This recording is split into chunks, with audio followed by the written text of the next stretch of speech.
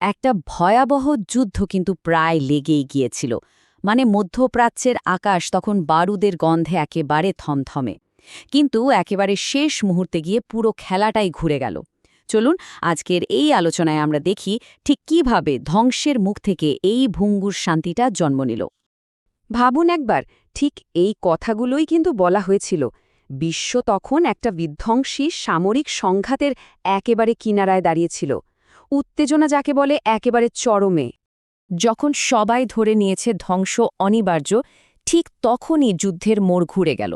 মার্কিন প্রেসিডেন্টের বেঁধে দেওয়া যে ডেডলাইন ছিল সেটা শেষ হওয়ার ঠিক আগ মুহূর্তে রণহুঙ্কার থেমে গেল। আর এই ঘটনায় পুরো বিশ্বই রীতিমতো অবাক। তো প্রশ্নটা হলো, হঠাৎ করে যুদ্ধটা থেমে গেল কেন? আর এখানেই কিন্তু আসল ব্যাপারটা। কারণ এই হামলা থামানো নিয়ে তেহরান আর ওয়াশিংটন দুটো পক্ষই দুটো একেবারে আলাদা গল্প শোনাচ্ছে। দেখুন, দুটো ছবি কিন্তু সম্পূর্ণ ভিন্ন। একদিকে ইরান এটাকে তাদের প্রতিরোধের এক ঐতিহাসিক জয় হিসেবে দেখছে।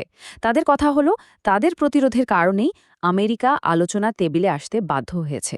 আর অন্যদিকে হোয়াইট হাউস বলছে যে তাদের যা যা লক্ষ্য ছিল সেগুলো তারা অর্জন করেছে এবং এখন শান্তির জন্য একটা সুযোগ দিচ্ছে। ইরান যেটাকে তাদের জয় বলছে, সেটার ভিত্তি হল এই 10 দফা প্রস্তাব। তাদের দাবি, ওয়াশিংটন শুধু আলোচনায় বসতেই রাজি হয়নি, বরং ইরানের দেয়া এই শর্তগুলোকেই আলোচনার মূল ভিত্তি হিসেবে মেনে নিয়েছে। মানে ইরানের কাছে এটা শুধু একটা যুদ্ধবিরতি নয়, বরং একটা বিরাট জয়। আর শর্তগুলো দেখুন, বেশ কঠিন কিন্তু। আবার অন্যদিকে প্রেসিডেন্ট ট্রাম্পের গর্বটা একদম অন্যরকম। তিনি বলছেন, সামরিক দিক দিয়ে যা যা করার ছিল তা করা হয়ে গেছে, আর তিনি শান্তি চান বলেই হামলাটা থামিয়েছেন। তবে এর পেছনে একটা বড় শর্ত কিন্তু আছে, আর সেটা হলো হরমুজ প্রণালী। বিশ্বের তেল সরবরাহের অন্যতম প্রধান এই পথটাকে পুরোপুরি নিরাপদ আর খোলা রাখতে হবে। ট্রাম্পের মধ্যে এটাই হতে পারে দীর্ঘস্থায়ী শান্তির একটা ভিত্তি। আচ্ছা, তাহলে প্রশ্ন হলো, এই প্রায় লেগে যাওয়া যুদ্ধের আগুনটা নেভালো কে? এখানেই মঞ্চে আসছে পাকিস্তান। বলা হচ্ছে, পর্দার আড়ালে তাদের কূটনীতিক দৌড়ঝাঁপই এই সংঘাতকে আপাতত থামিয়ে দিয়েছে। যখন মার্কিন প্রেসিডেন্ট প্রায় ইরানের সভ্যতা ধ্বংস করার ঘোষণা দিয়েই ফেলেছেন, ঠিক সেই চরম মুহূর্তে পাকিস্তানের নেতৃত্ব এগিয়ে আসে। তাদের ক্রমাগত অনুরোধ আর আহ্বানের কারণেই ওয়াশিংটন তার সিদ্ধান্ত থেকে সরে আসতে রাজি হয় বলে জানা যাচ্ছে। তবে এই শান্তিটা জানেন তো খুবই ঠনকো আর স্বল্পমেয়াদী। মাত্র ১৪ দিন। হ্যাঁ, মাত্র ১৪ দিনের জন্য এই যুদ্ধবিরতিতে রাজি হয়েছে দুই পক্ষ। ভাবা যায়? এই ছোট্ট সময়টুকুই এখন ঠিক করে দেবে মধ্যপ্রাচ্যের ভবিষ্যৎ পথ, শান্তি নাকি আরও বড় কোনো সংঘাত। এখন তাই সবার চোখ পাকিস্তানের রাজধানী ইসলামাবাদের দিকে। কারণ একরাশ অনিশ্চয়তার মধ্যেই সেখানে শুরু হতে যাচ্ছে অত্যন্ত গুরুত্বপূর্ণ এক আলোচনা। আসলে এই আলোচনাটা শুধু দুটো দেশের মধ্যে সীমাবদ্ধ নেই। এর ফলাফলের উপর নির্ভর করছে পুরো মধ্যপ্রাচ্যের ভবিষ্যৎ।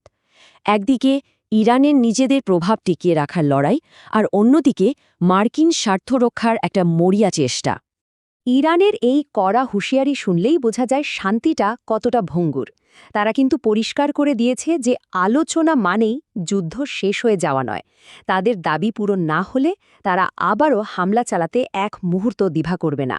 একদিকে যখন ইসলামাবাদে কূটনীতিকরা কথা বলছেন, ঠিক সেই সময়ে তেহরানের রাস্তায় রাস্তায় ব্যানার টাঙিয়ে জনগণকে যেকোনো পরিস্থিতির জন্য প্রস্তুত করা হচ্ছে। তাদের বার্তা পরিষ্কার, চূড়ান্ত জয় না আসা পর্যন্ত রাজপথ আর রণক্ষেত্র দুটোই তারা চালু রাখবে। এই সব ঘটনা প্রবাহ আসলে আমাদের একটা মূল প্রশ্নের সামনে এনে দাঁড় করাচ্ছে। আমরা যা দেখছি সেটা কি আসলেই কোনো সমাধানের দিকে এগোচ্ছে, নাকি অন্য কিছু? পুরো বিশ্ব এখন ইসলামাবাদের দিকে তাকিয়ে আছে। মধ্যপ্রাচ্যের এই দীর্ঘদিনের সংকটের কি কোনো সমাধান হবে আলোচনার মাধ্যমে, নাকি এই 2 সপ্তাহের শান্তিটা আসলে আরও বড় কোনো ঝড়ের আগের নিস্তব্ধতা? এর উত্তরটা সম্ভবত সময়ই বলে দেবে।